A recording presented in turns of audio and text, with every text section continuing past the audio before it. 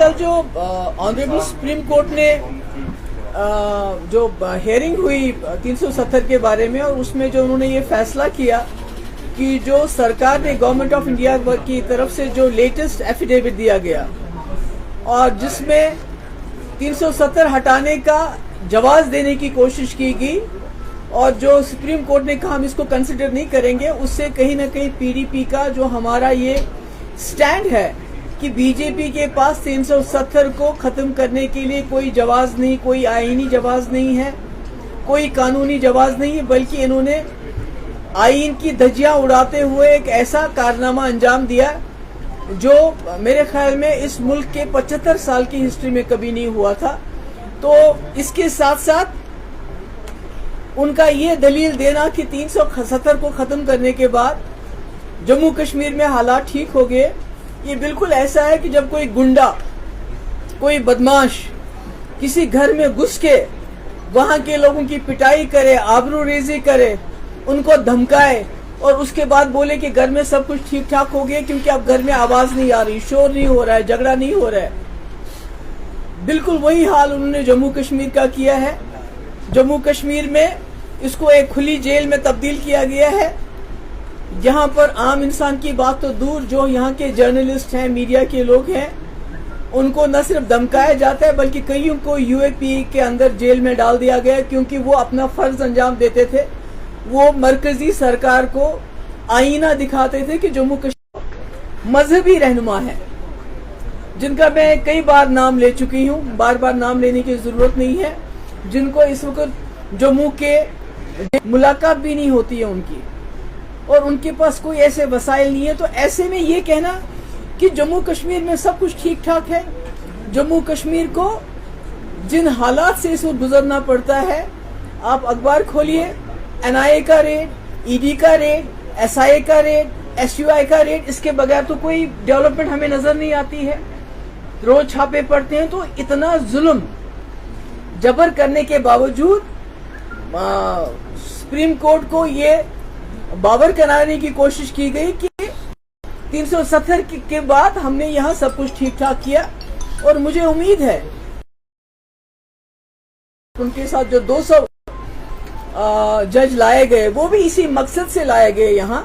ताकि उनको ये दिखाया जाए कि जम्मू कश्मीर में जो कब्रिस्तान की खामोशी है उनको ये बताया जाए यहाँ सब कुछ ठीक ठाक है। मगर मुझे उम्मीद है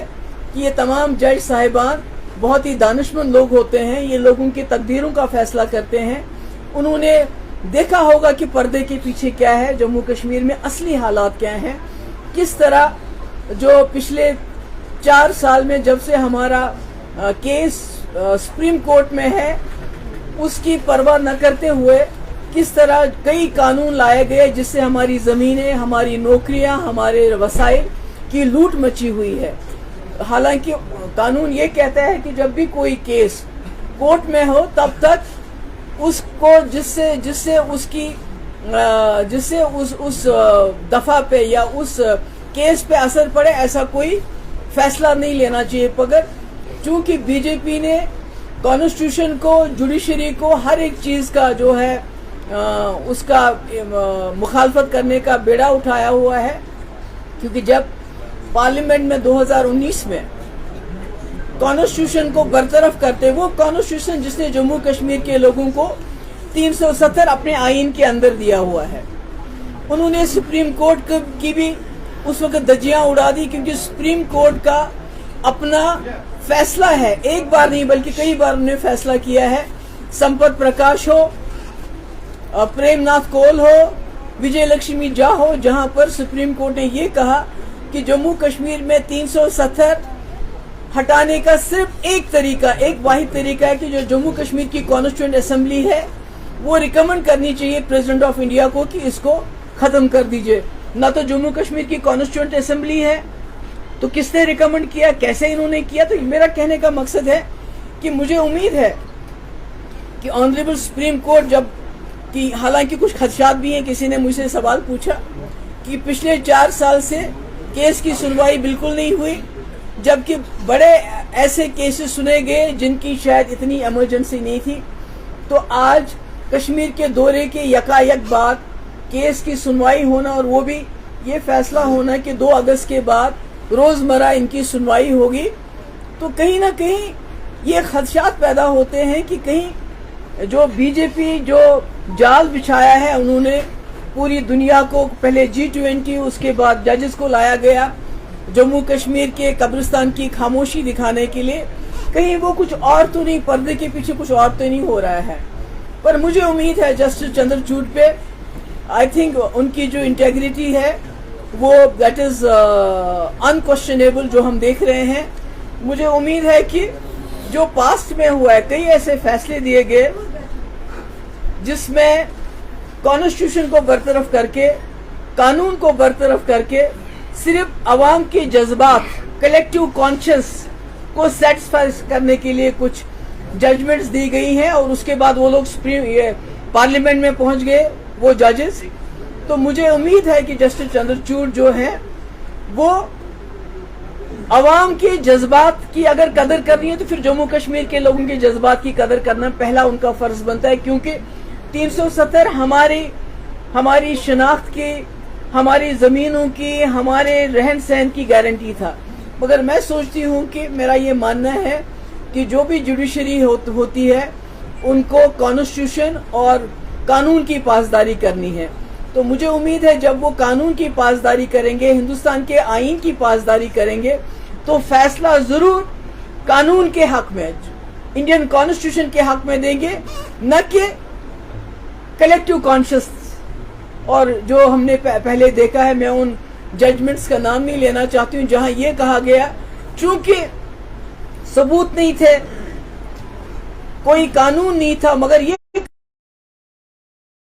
कॉन्शियसनेस को सेटिस्फाई करना है इसलिए हम ये फैसला देते। मुझे उम्मीद है इस बार ऐसा कुछ नहीं होगा, बल्कि जो फैसला होगा वो हिंदुस्तान के, और हम जम्मू कश्मीर के लोग कुछ नहीं चाहते हैं। हम चाहते हैं कि हिंदुस्तान के आईन के मुताबिक, जिस आईन ने, तो जिस तरह बीजेपी ने उन गारंटीज को हटा दिया, कॉन्स्टिट्यूशन को सबवर्ट किया, मुझे उम्मीद है कि जो इस वक्त जो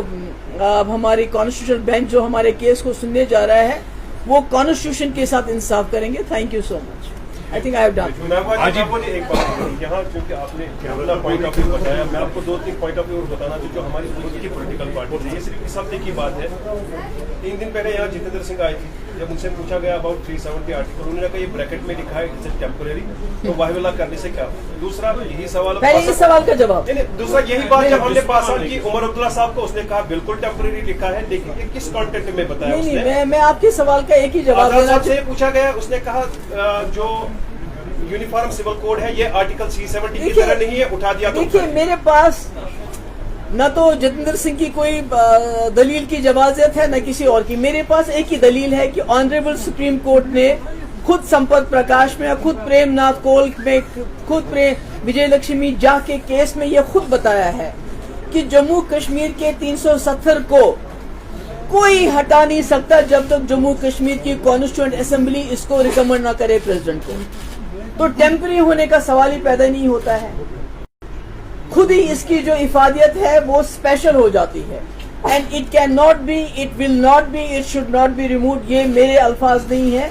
ये उस वक्त सुप्रीम कोर्ट ने डिसीजन दिया है कि इसको जम्मू कश्मीर की कॉन्स्टिट्यूएंट असेंबली के अलावा कोई भी रिकमेंड नहीं कर सकता। अगर आप कहते हैं कि सत्यपाल मलिक जम्मू कश्मीर की कॉन्स्टिट्यूएंट असेंबली को रिप्लेस करता है तो वो हमारी गलती है, अगर हम ऐसा मानते हैं तो। बाकी जहां तक जितेंद्र सिंह जी का सवाल है, दूसरों का सवाल है, उनकी जवाजत आपने देखा सुप्रीम कोर्ट में क्या थी कि 370 के बाद पथराव बंद हो गया। अगर पथराव बंद हो गया तो हमारे हजारों नौजवान क्यों हैं जेलों में,